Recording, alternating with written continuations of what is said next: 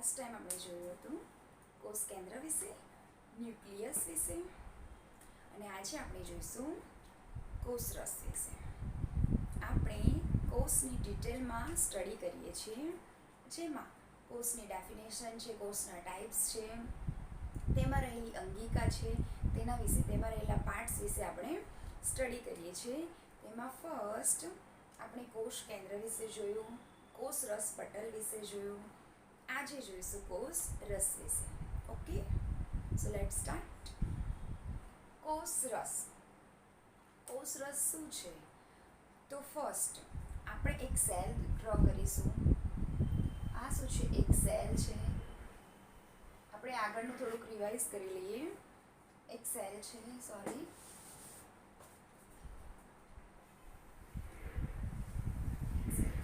તેમાં આપણે શું જોયું હતું? સેલની આસપાસનું એરિયા, સેલની આજુબાજુની સપાટી, જેને આપણે શું કહ્યું હતું? કોષરસ પટલ. સેલની આસપાસની સપાટી કોષરસ પટલ, અને કોષમાં આવેલી નાની રચના, જેને આપણે કીધું હતું કોષ કેન્દ્ર. કોષરસ પટલ અને કોષ કેન્દ્ર, આ બેની સ્ટડી આપણે આગળના લેક્ચરમાં કરી લીધી છે. હવે આજે જોઈશું કોષરસ. કોષરસ ક્યાં છે? તો અહીંયા શું છે? આ બધું એક ફ્લુઇડ જેવી રચના છે. અહીંયા શું છે? One type of fluid. કોષ કેન્દ્ર અને કોષરસ પટલની વચ્ચે આવેલું ફ્લુઇડ. કોષ કેન્દ્ર અને કોષરસ પટલની વચ્ચે આવેલું ફ્લુઇડ, જેને આપણે કહીશું કોષરસ. ઓકે, કોષરસ શું છે? જેલીમય સ્ટ્રક્ચર છે. શું છે? જેલીમય સ્ટ્રક્ચર, જેને આપણે કહીશું કોષરસ. ક્યાં આવેલું છે? કોષ કેન્દ્ર અને કોષરસ પટલની વચ્ચે આવેલું જેલીમય સ્ટ્રક્ચર, જેને આપણે કહીશું કોષરસ. ક્લિયર? કોષરસ પટલ આપણે જોયું હતું કે માઇક્રોસ્કોપમાં કોષને જોતા તેમાં લાક્ષણિક 3 પાર્ટ છે, જે આપણે ઇઝીલી જોઈ શકીએ છીએ. ઇઝીલી એવી કેવું? આપણી નરી આંખથી નહીં, આપણે અત્યારે આ જે જોઈએ છીએ નોર્મલ આંખથી નહીં, માઇક્રોસ્કોપમાં ઇઝીલી જોઈ શકતા હતા. એ 3 લાક્ષણિકતા હતી, જેની 3 આપણે ડિટેલમાં જોઈ લીધી. ફર્સ્ટ તો કે કોષ કેન્દ્ર હતું, કે જે કોષને આપણે માઇક્રોસ્કોપમાં મૂકીએ, માઇક્રોસ્કોપમાંથી સ્ટડી કરતા જે મેઇન 3 પાર્ટ છે કોષના, જે આપણે જોઈ શકતા હતા ઇઝીલી. શેમાં? માઇક્રોસ્કોપમાં. તેમાં ફર્સ્ટ શું હતું? કોષ કેન્દ્ર. સેકન્ડ કોષરસ પટલ, એટલે કોષની આસપાસ આવેલું પટલ. અને થર્ડ શું હતું? કોષરસ, કે જેને આપણે માઇક્રોસ્કોપમાં ઇઝીલી. આમાં કોષમાં રહેલી જે અંગિકા છે, આપણે જે આગળ અભ્યાસ કરીશું ડિટેલમાં, લાઇસોઝોમ છે, કણાભસૂત્ર છે, આ બધી અંગિકાને માઇક્રોસ્કોપમાં જોવામાં શું છે? મુશ્કેલી પડતી હોય છે માઇક્રોસ્કોપમાં ઇઝીલી. આ અંગિકા પણ માઇક્રોસ્કોપમાં પણ ઇઝીલી નથી જોવા તે આપણને. પણ આ 3 સ્ટ્રક્ચર છે, જે માઇક્રોસ્કોપમાં શું છે? આઈડિયા આવી જાય કે હા ચલો આ પાર્ટમાં કોષ છે, કેમ કે એની સપાટી આપણને દેખાઈ જાય.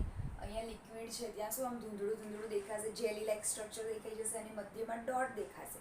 એટલે એ શું છે? કોષ કેન્દ્ર. એટલે આઈડિયા આવી જશે કે આ પોર્શન પર કોષ છે, આ જગ્યા પર કોષ છે માઇક્રોસ્કોપમાં જોતા. ઓકે, આપણે શું છે? કોષરસ જોઈ લીધું. કોષરસ, કોષ કેન્દ્ર અને કોષરસ સપાટી વચ્ચે આવેલું ફ્લુઇડ. કોષ કેન્દ્ર અને કોષરસ સપાટી વચ્ચે આવેલું ફ્લુઇડ, જેને આપણે કહીશું કોષરસ, જેલી લાઈક સ્ટ્રક્ચર. હવે કોષરસમાં શું છે? કોષમાં રહેલી અંગિકા, કણાભસૂત્ર, લાઇસોઝોમ, આ બધી અંગિકા, અંતઃકોષરસ જાળ, જેનો આપણે આજે જ અભ્યાસ કરીશું. આ બધી અંગિકા ક્યાં આવેલી હશે? કોષરસમાં. ક્યાં આવેલી હશે? કોષરસમાં. તે શું કરશે? જેલી લાઈક સ્ટ્રક્ચર છે. એટલે જેલી, તમે જો વિચારો કે ચલો આ જેલી છે, આ જેલીની ચોકલેટ્સ બી આવે છે, જામ આપણે ખાઈએ છીએ, બી જેલી લાઈક હોય છે.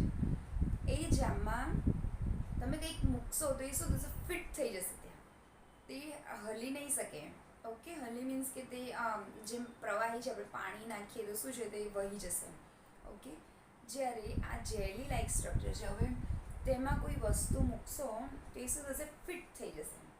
ફિટ થઈ જશે, એટલે તેનું સ્ટ્રક્ચર તેને મેન્ટેન રાખશે, તેના સ્ટ્રક્ચરને, તેની જગ્યાને, તેના શેપને મેન્ટેન રાખશે. હવે કેમ આ ફ્લુઇડ જેલી લાઈક રાખવામાં આવ્યું તેનું રીઝન છે આ. જો આ ફ્લુઇડ લિક્વિડ હોત, આ ફ્લુઇડ ખાલી લિક્વિડ મીન્સ કે પાણી હોત, પાણી જેવું પ્રવાહી હોત તો શું થતું, આ બધી અંગિકા તેમાં ફિટ રહેતી નહીં. અંગિકા શું થતી, કોષમાં ફરતી, જે શું છે પોસિબલ નથી, તેને ફિટ રાખવાની છે. અંગિકા શું છે, જેલી લાઈક સ્ટ્રક્ચરમાં શું હશે, ફિટ બેસી જશે, એટલે તે એક જગ્યાએથી બીજી જગ્યાએ જશે નહીં, અને તે જરૂરી છે સેલમાં, કોષમાં.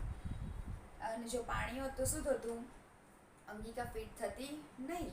એટલે કે જેલી લાઈક સ્ટ્રક્ચરનો યુઝ તમને આઈડિયા આવી ગયો કે કોષ રસમાં શું છે, અંગિકાઓ આવેલી છે. અંતઃકોષ રસ, ઝાડ કોષ, કેન્દ્ર કોષ, કણાભસૂત્ર, લાઇસોઝોમ, આ બધી અંગિકાઓ શેમાં છે, કોષ રસમાં આવેલી છે. એટલે તેમાં જેલી લાઈક સ્ટ્રક્ચર મહત્વનું છે, કેમ કે તે અંગિકાને શું કરશે, ફિટ રાખશે, અંગિકાને હલવા દેશે નહીં, તેની જગ્યાને ફિક્સ રાખશે. Okay, clear. કોષરસ, જો અહીંયા તમને અંતઃકોષરસ જળનો આઈડિયા તો આવી જશે કે અહીંયા શું છે, ન્યુક્લિયસ છે, કોષ કેન્દ્ર છે. આપણે શું કીધું, કોષ કેન્દ્રની બહારની બાજુ, કોષરસ પટલની અંદર, કોષ કેન્દ્રની બહારની બાજુ કોષરસ પટલની અંદર શું આવેલી હશે, શું આવેલું છે, કોષરસ. અને આ કોષરસમાં શું આવેલું છે, તો કે અંગિકા, કોષમાં રહેલી અંગિકાઓ. તેમાં આપણે એક અંગિકા અંતઃકોષરસ જાળી જોઈ જ શકીએ છીએ. આ બધું પોર્શન કયો છે, જેમાં અંતઃકોષરસ જાળ આવેલું છે, કોષરસ, એને સાઇટોસોલ જ છે ને. જે અહીંયા શું હશે, જો અહીંયા નીચેની સપાટી પર શું હશે, કોષ શું હશે, કોષરસ સપાટી. ઓકે, આમ સેલ શું થતો હશે, બંધ થતો હશે. શું હશે અહીંયા, કોષરસ સપાટી હશે, જેમ આપણે અહીંયા જોઈ ને આ કોષરસ સપાટી. એટલે કોષરસ સપાટીનો અંદરનો ભાગ, સેલ મેમ્બ્રેનના અંદરનો ભાગ, અને ન્યુક્લિયસનો બહારનો ભાગ. ક્લિયર.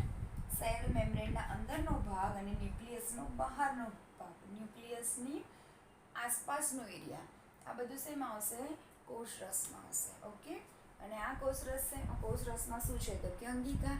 એ અંગિકા આપણે એક અહીંયા ડ્રો કરેલી જ છે, અંતઃકોષરસ જળ. તો આપણે એવી રીતના જોઈ લઈએ તો આઈડિયા આવી જશે. અંગિકા, ઓકે, કોષરસ.